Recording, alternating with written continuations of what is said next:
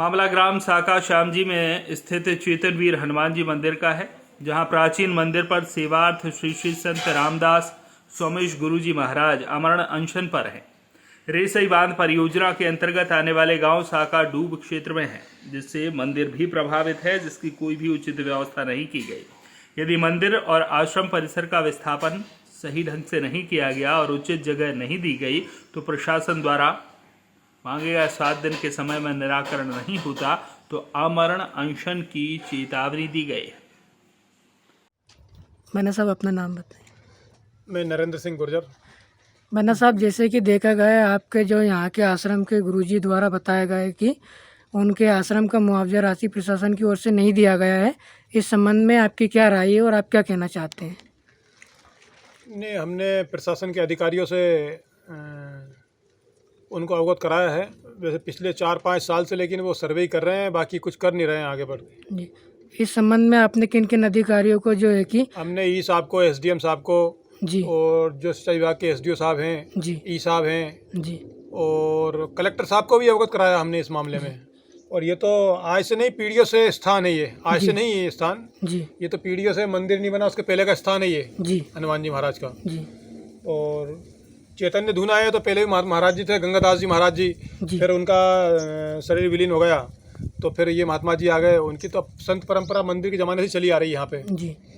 और ये लोग क्या है उसमें ढील ढाल डाल रहे हैं, महाराज जी का ये नाम नहीं है, पैसा नहीं है, तो उसमें हम सब प्रयास हैं कि इनका पैसा मिले और इस स्थान का भी संरक्षण हो, इसकी कुछ व्यवस्थाएँ की जाए और महाराज जी को भी प्लाट दे के, इनकी ID वगैरह दे के इनका भी स्थान वहाँ बनाया जाए।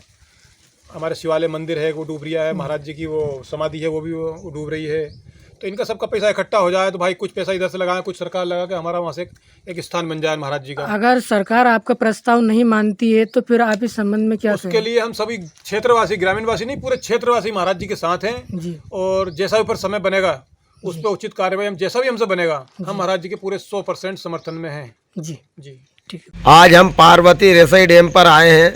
यहाँ पर देखते हैं महाराज जी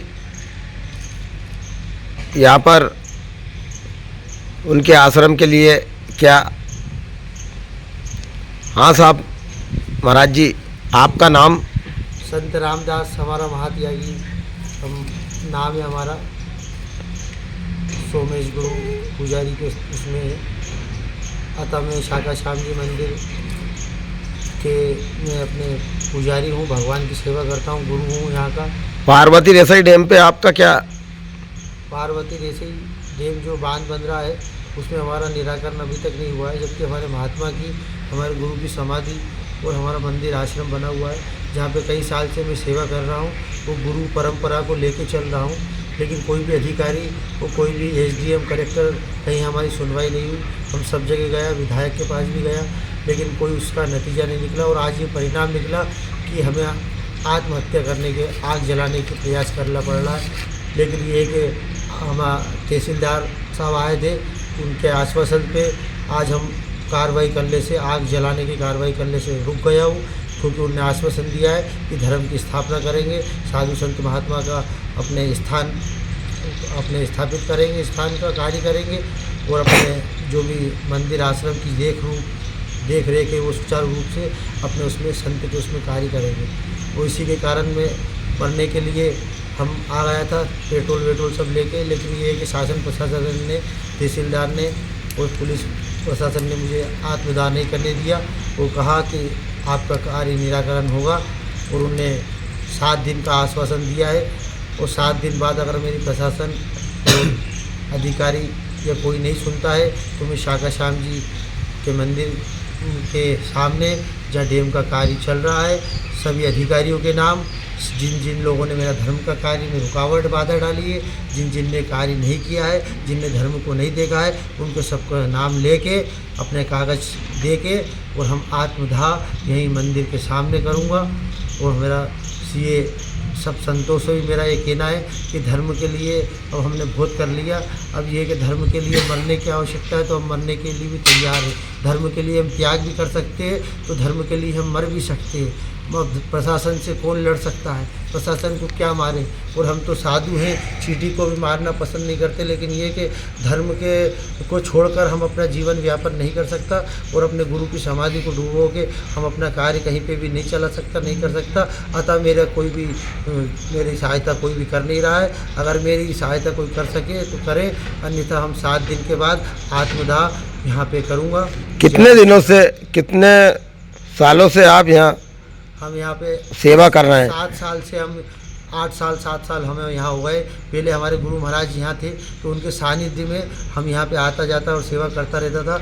उन्हीं ने हमें आशीर्वाद दिया था कि संसार में भ्रमण इत्यादि सब कार्य करो, यज्ञ करो, तीर्थ में जाओ। तो हम अपनी परिक्रमा यज्ञ करता, पूजा पाठ करता। और उसके बाद जब हमारे गुरु महाराज का शरीर पूरा हो गया आज से 6-7 साल पहले, तो उसके बाद हम यहाँ पे आ गया और हमने स्थान को, आश्रम को संभाला। यहाँ पे 5 यज्ञ कर चुके हैं और अपने यहाँ पे यज्ञ इत्यादि धार्मिक कार्य, भागवत कथा, ये सब हर साल होती रहती है, जिसमें सभी गांव के 50 गांव के यहाँ लोग उपस्थित होते हैं और यहाँ पे धर्म का कार्य करते, भगवान की संतों की सेवा करते। बस मेरा यही कहना है कि अगर मुझे न्याय और मेरा निराकरण नहीं हुआ तो हम लड़ नहीं सकता हूँ।